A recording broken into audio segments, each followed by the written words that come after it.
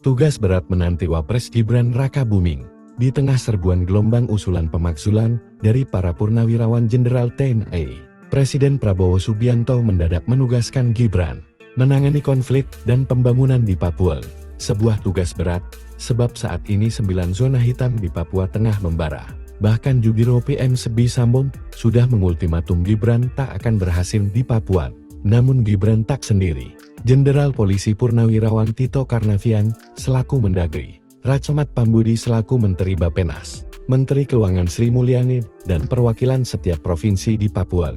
Gibran pun akan didukung Jenderal Perang seperti Pangkoga Bwilahan, 3 Letjen Bambang Trisnohadi, Pangdam Cendrawasih, Maijen Rudi Purwito, Panglima Komando Operasi Hadema, Maijen Lucky Avianto, dan jenderal lainnya. Gibran pun akan dikawal staf khusus Menteri Pertahanan Bidang Kedaulatan Negara Kesatuan Republik Indonesia NKRI, Lenis Kogoya. Bahkan Mei tahun 2025 lalu, Lenis pun berharap Gibran mau menerima ajakannya untuk datang atau bahkan berkantor di Papua.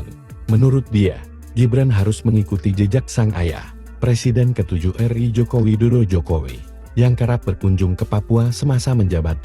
Gibran harus turun lapangan, harus didampingi dengan saya.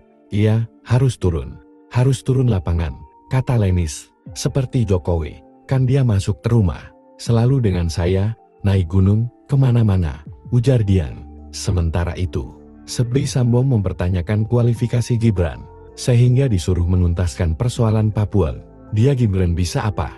Apa kualifikasinya untuk selesaikan masalah di Papua? Tidak mungkin berhasil, tegas Sebi. Selasa 8 Juli 2025.